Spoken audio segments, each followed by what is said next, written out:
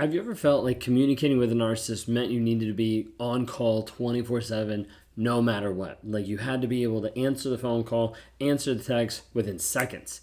And if you didn't, you'd get in trouble. If you didn't, you'd get yelled at. If you didn't, you'd get the silent treatment.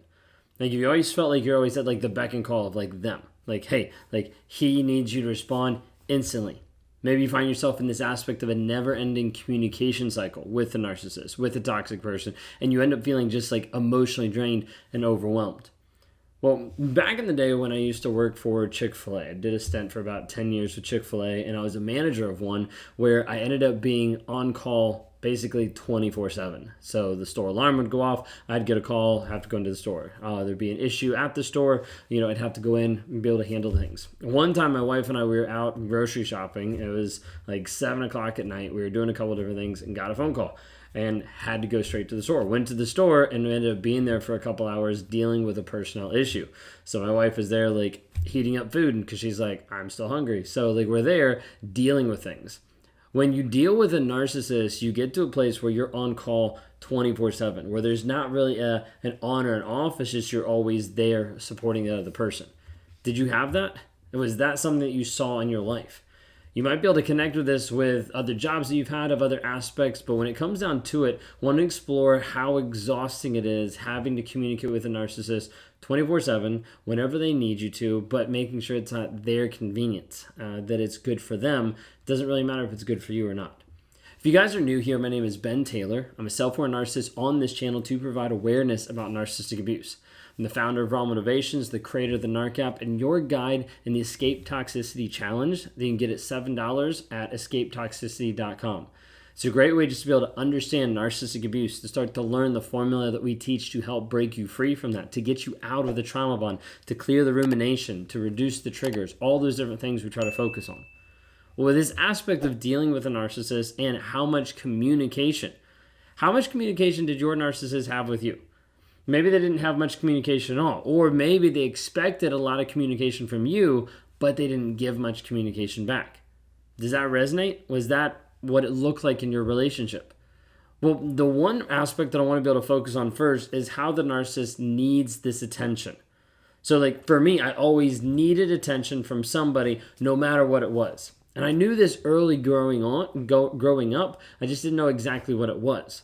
So like for me growing up, it was like always having to have communication with someone, always having to have someone texting me, always having to have someone reaching out, someone interacting. And when they would do that, I would feel better about myself. When they do that, I would be even more focused. When they do that, I would feel better about what was actually going on. Well, narcissists have this like need for attention of like I thrive on attention and validation from other people. Like that's the idea. That's the thought process. And this like need typically comes out in admiration, typically comes out in reassurance, comes out into this like relentless demand of you need to communicate to me. Now, a lot of times in covert or vulnerable narcissists, you get where, hey, they text you, I love you. They text you all these nice things and you don't text them back instantly. It's game over. Like you're in trouble because you didn't actually communicate with them. You didn't actually try. You must not love them anymore. And all of a sudden they're playing the victim and you're like, I didn't even know that I wasn't doing something that I was supposed to do. Well, they keep you in this cycle of like relentless communication over and over and over. And typically what it looks like is you have to be available for the narcissist 24/7. So like it didn't matter to me if the other person was at work or was at an event or had family or friends in town. Like if they weren't texting me, if they weren't responding when I texted them, that was an issue. That must have meant that she didn't care about me or that she doesn't love me or all these different pieces that I would throw back at the other person, have them come back, defend, and be like, no, oh my gosh, I'm so sorry. I love you so much. Like all that kind of stuff to produce even more of this admiration, more of this like connection piece where they're getting bonded together. Okay. Do you see this? Is this something that happened in your life? If so, like leave a comment down below or like ask a question of like, okay, what about this scenario? What about this? The narcissist expects you to be available all times to cater to their emotional needs and to validate a fragile ego, to validate who they are. Okay, so think of it this way. A narcissist might demand your attention day and night. expecting you to respond immediately to text messages, to calls. You don't answer the text messages, they start calling. You don't answer the calls, they show up at your door. And they use this communication as a means to be able to keep you under control and to assure that their needs are met, that you're always focused on meeting their needs and disregarding your own. This is why the majority of the time when people come out of narcissist relationships, they're like, I don't even know how to take care of myself. I don't even know how to work on myself. I don't even know what self-care is, because they've spent so much time investing and caring for the narcissist and putting it all on them, oftentimes because it's already been manipulated that way. Well, then you also have this aspect of emotional dependency along with the manipulation. This emotional dependency is a tool that narcissists use to manipulate, to control you in that connection piece. Think of it this way: by keeping you constantly engaged in conversation, they start to create this emotional dependence. So like if I would communicate with someone and it would be a constant, there would just be this depth that would start to be there. Now, it's kind of like a fake depth. It's kind of like a fake vulnerability or fake emotional connection when there's not really a depth to the conversation or to the things that I'm actually bringing to the table. But there's this emotional piece back and forth of when you start to communicate a lot with someone, things start to happen. You start to grow either together or farther apart. And by keeping another person engaged in conversation, this develops that emotional dependency. A narcissist relies on your presence, your responsiveness to maintain their sense of self-worth and validate their image.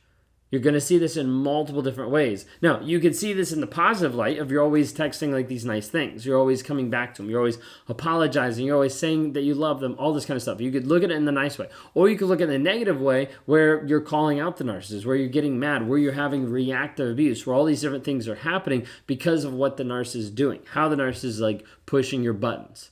Okay? So a lot of times the narcissist will use this to keep this dependency. You're going to see this in the relationship with intermittent reinforcement, the highs and lows in the relationship, the ups and the downs, I just don't think we're good to be together. That's it. I'm done. I'm out. And you're like, no, but wait. And it produces this push-pull. Okay. Now you're going to see a narcissist a lot of times have this demand and have this bombardment of messages, calls, demands for attention, making you feel obligated. That's the whole name of the game is narcissist wants to make you feel obligated. Once you're obligated, then they have control over you because you're obligated to respond. So sweet, let me get my daily deposit of admiration juice, and they text you, and then you have to text them back. There's not an option that you weren't able to do that. You're at work, okay, obviously you care more about work than me. Literally it'll go on any different level. Name anything that you're doing that you're busy, it won't matter to the narcissist. I was at work. No, you were probably cheating on me. I was out with friends. No, you were probably sleeping with someone else. There's always something else. Okay? But typically what will happen is narcissists start to guilt trip you if you don't prioritize their communication. Okay? This is all about establishing control and dominance over you. I can't believe you didn't prioritize me. That's the thought process, because I'm the center of the universe. Why didn't you prioritize me? Therefore, everything else you care about more than you care about me. And you're like, no, I do care about you. And it's just another way to pull you back and manipulate you even more. Okay, so you need to be able to understand, in going through this process, you have to start taking a stand and actually setting boundaries and reclaiming some of your time. This is going to be one of the most difficult things for some of you. Okay, if you're like, hey, just off the gate, I struggle with the boundaries and I struggle with reclaiming time when it comes to texting, calling, communicating with my narcissist, leave a comment below. Because this is one piece that is pivotal in you actually breaking free. In order to break free from this communication trap, you have to establish clear boundaries. Now, these boundaries aren't you putting rules and regulations on the narcissist, on the toxic person. They're for you. Saying, hey, this is what I'm willing to accept. This is what I'm willing to respond to. This is what I'm willing to do. Oftentimes, it's a subtle and a small shift that you need to make. Sometimes it's just taking your phone and putting it on Do Not Disturb. It's just taking your phone and putting it so the messages that come through are, on silent. And then you get to a place where you start to check your phone at a certain time during the day to check for certain messages, and you can respond during that time. But it's starting to put a buffer. Okay, that's the whole goal when we start to work with people and help them heal, is we need to start putting in buffers. It could mean that when you get a text from this person, you set a timer of 2 minutes before you even respond, then 5 minutes, then 20. You slowly build up to a place where you're actually limiting the communication that you're having with that toxic person because you know it's not helping you grow, change, heal, and develop. So you have the right to set limits. The other person is going to make you feel like it is not your right, that they're entitled to you and you're being abusive by limiting your communication. But at the end of the day, the communication that you have right now with a toxic person, is it working for you or is it not working? Like, is it helping you grow or is it hindering your growth? Like, is it moving you forward or is it actually pulling you back? Because at the end of the day, the only thing we can focus on is you. And that's learning how to set healthy boundaries, how to set limits of what you're actually communicating, how you're actually doing this to reclaim your time. To reclaim and pull you away from some of those triggers so you can actually focus on the next thing. So you can actually focus on your healing. But you have to communicate your boundaries consistently of this is what's happening, this is what I'm doing, and be prepared to enforce whatever consequences if those boundaries are violated. Otherwise, boundaries won't mean anything, and narcissists will just keep going over them over and over and over again. Like, if you're at the place where you're wondering, like, hey, how do I actually start to heal from this? How do I actually start to deal with this? I want to invite you to go to escapetoxicity.com. You can click the link in any of our bios because I want you to understand what narcissism is, how reactive abuse shows up, how to deal with the guilt and the shame, how to start learning the formula of teaching you of going through and breaking the trauma bond, the rumination, the intrusive thoughts. All those things are built inside there.